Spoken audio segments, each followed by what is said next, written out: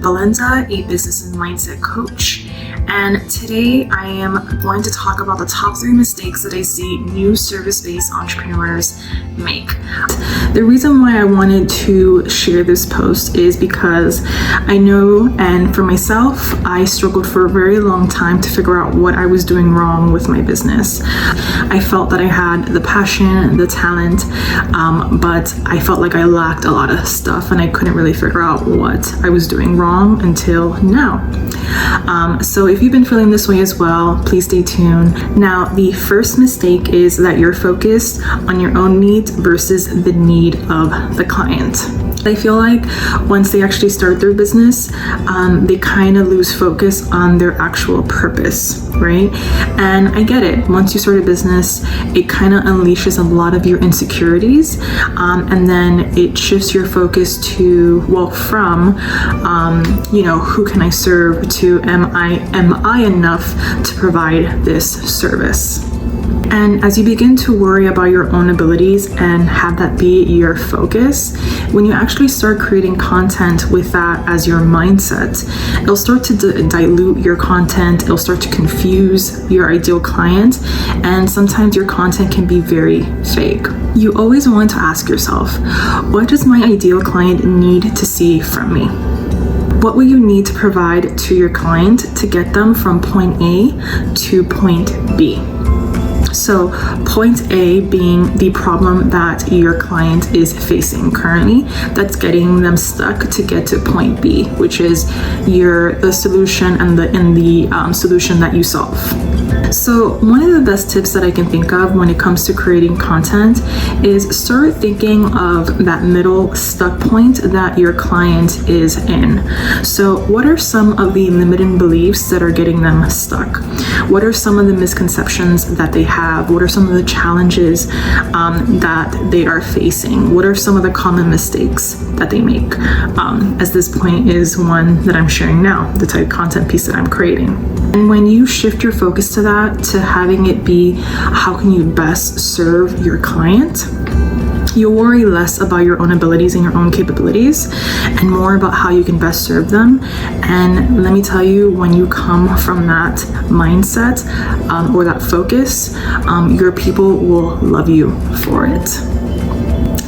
Mistake number 2, you're not telling people what you actually do. And I see you're posting on Instagram 3 to 4 times a week.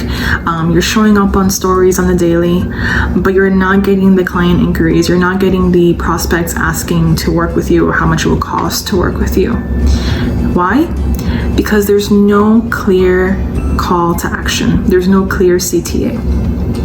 You're not actually leading people to your offer. You're not actually leading people to, this is what I do, this is how I can actually help you. And there's many reasons for that, and I can share one for me.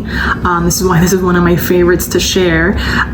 For me, for a long time, I didn't do that because I was just so scared to open up the conversation of a sales conversation, right? And I found that to be obviously one of my biggest mistakes. And I kept asking, or I kept saying that it was, I'm not getting people throwing their credit cards at me. I'm not getting people inquiring on my services. But then again, I wasn't telling them the services that I actually had. So you have to go ahead and take a step back and think, are you doing everything possible to have a clear intention behind everything you do? And you're leading them to the right direction. Your clients are not mind readers. You have to tell them exactly why you're offering the service and how they can actually get the service from you. And one thing that I learned from my own mentor when I was sharing this with her, that was a huge aha for me, was how can I expect someone to be 100% on board with me and wanting to work with me when I'm not being 100% with them? So definitely think about that the next time you start questioning yourself of why why people are not reaching out to you for your services, ask yourself, are you doing everything possible to be clear with your audience of the services that you offer? Are you leading them? Are you telling them where to go, what to do in order for them to work with you? If you're not, then you know what? It's just great free content that they're getting through their Instagram, but they're not going to think, I don't see any link, I don't see any clear call to action, I don't see how I can work with them, so why am I going to even bother? I'll go to the other person that tells me how I can work with them. So take some responsibility in that, and how you can best remedy that. Well, I have 2 tips for you just to go ahead and fix this mistake. It's really just start practicing and start writing out clear call to action statements that you can use interchangeably. So, have your list of, CTAs that you can use throughout your content that would again lead to your offer.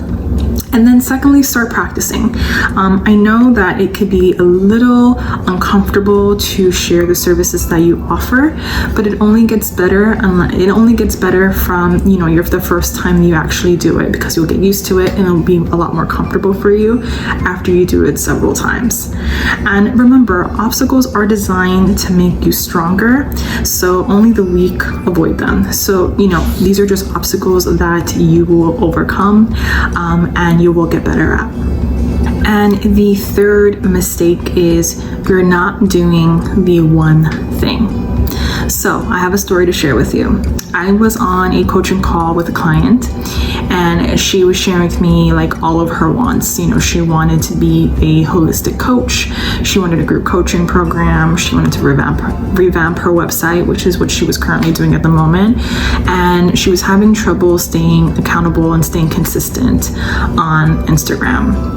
She was doing all these tasks instead of the one thing. Can you guess what that is? She actually wasn't coaching.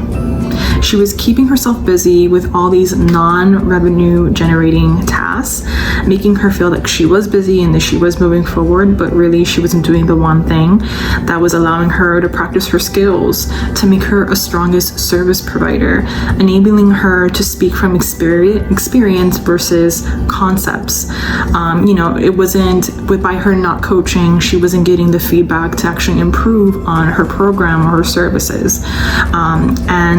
It wasn't allowing her to get to know her ideal client better as well.